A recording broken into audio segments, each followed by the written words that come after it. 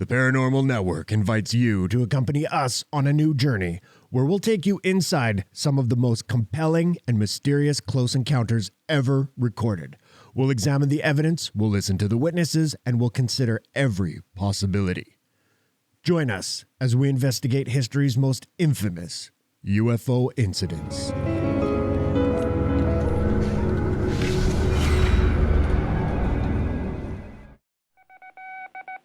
Headline edition, July 8, 1947.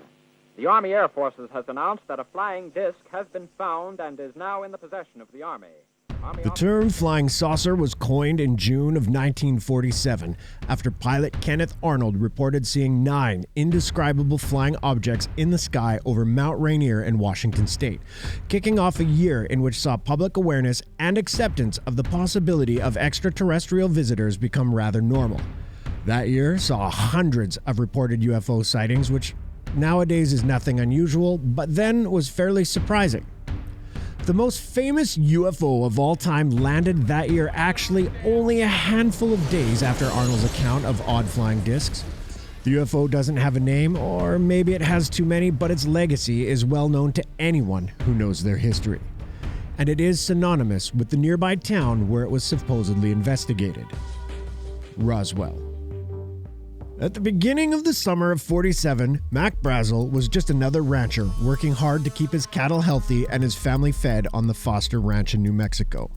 But in July, his life would change forever when he found what was then believed to be the first remains of a crashed UFO. On July 2nd of '47, Roswell businessman Dan Wilmot and his wife saw what looked to them like a glowing saucer flying fast over their house, head northwest, and fall to the horizon. It was in sight for less than a minute. Miles away, in the midst of a terrible thunderstorm, Mac Brazel heard a terrifying crash that was louder than thunder, but it didn't give him any second thoughts. Days later, while surveying his land, Brazel and a young farmhand came upon a field littered with metallic remnants, presumably the result of a crashed aircraft from the nearby Roswell Army airfield. Brazel was initially unsure what to do about the debris, but because his sheep wouldn't dare cross over it or go near it, he decided he had to bring some of it to the Roswell Police Department about 70 miles away. There, the Sheriff George Wilcox called the Air Force Base, and soon after they were met by military personnel from the base, including Major Jesse Marcel, who would go on to become a key player in Roswell lore. Around the same time, Frank Joyce, a DJ at the local radio station, happened to call the sheriff's office to ask if there was any news worth reporting. Perhaps thinking nothing of it, the sheriff let Joyce talk to Brazel, who relayed his story off the air. Days later, Brazel would then appear on Joyce's program to talk about the incident at his ranch, saying it was just a weather balloon. But his story would be very different than the one he apparently told Joyce on the phone call.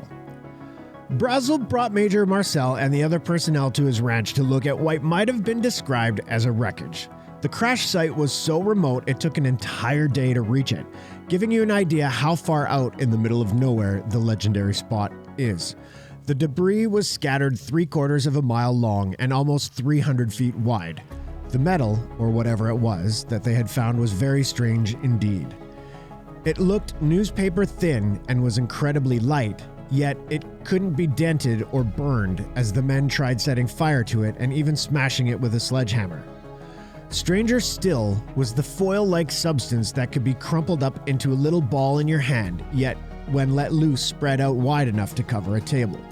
Perhaps the most fascinating were the I-beams Marcel discovered, which were covered with what was said to be symbols or hieroglyphs that looked like nothing seen on this earth before. Marcel and the other men loaded as much of the debris as they possibly could into their cars and drove them back to Roswell, although Marcel made a pit stop at his home around 2 a.m. to show his wife and son the incredible find. Years later, Jesse Jr. would confirm that there were odd geometric symbols on the I-beams and that they reflected purple when held up to the light. The next day, Marcel told the commanding officer of the 509th Bomb Wing in Roswell, William Blanchard, what they had found at Foster Ranch. Blanchard quickly had military presence stationed at the crash site so no bystanders could come near it. Even Roswell deputies were turned away. Meanwhile, the Air Force was drafting its first controversial press release regarding the incident. Public Information Officer Walter Haut wrote it, starting with compelling first line that read, "The many rumors regarding the flying disc became a reality yesterday when the intelligence office of the 509th Bomb Air Group of the 8th Air Force Roswell Army Airfield was fortunate enough to obtain possession of a disc through the cooperation of one of the local ranchers and sheriff's office of Chavez County." According to Marcel, after that, everything hit the fan. The sheriff's department and the military base were flooded with calls as the incident quickly became news on a global scale. The Air Force had to dissolve the issue, and quick. While the materials found at the ranch were put into the airplanes and sent off to Fort Worth, Texas and Wright Field in Ohio, the Air Force sent out a new word to the press that all the fuss was over a weather balloon, and nothing more. In Fort Worth, where Marcel had been sent with some of the debris, a photo op was staged with General Roger Ramey and Marcel, where they handled some of the less impressive bits of materials, although the press was not allowed to get too close to them. According to Marcel, the photographed bits did not include any of the strange symbols or markings on them. And while these photos were being taken, the actual wreckage was being transported to Wright Field to be studied. Marcel was ultimately ordered not to talk publicly about the incident and was eventually sent to Washington, D.C. to take on a new role.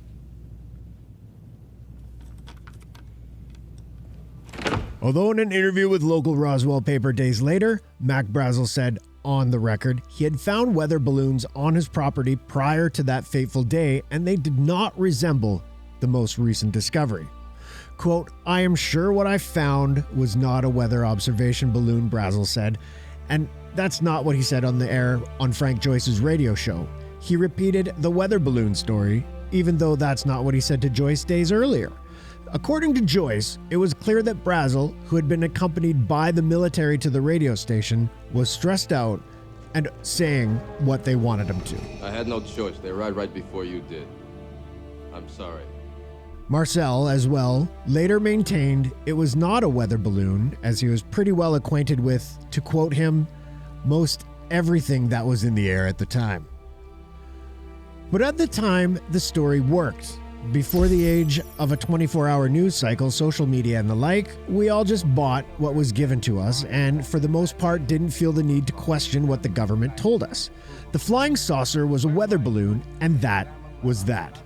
The Roswell incident was largely forgotten. But to paraphrase a bad cliche, not all secrets stay buried for long. It couldn't just end there, could it?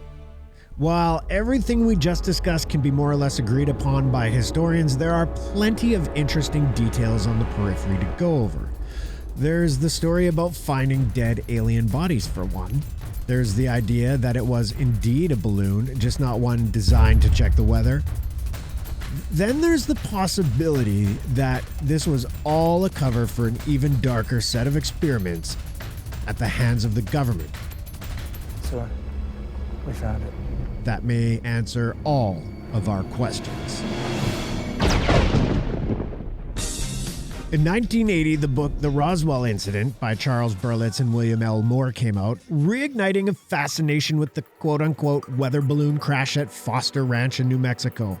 Filled with eyewitness accounts, secondhand stories, it was the first real deep dive into the incident since it happened after the public had all but forgotten about the town of Roswell.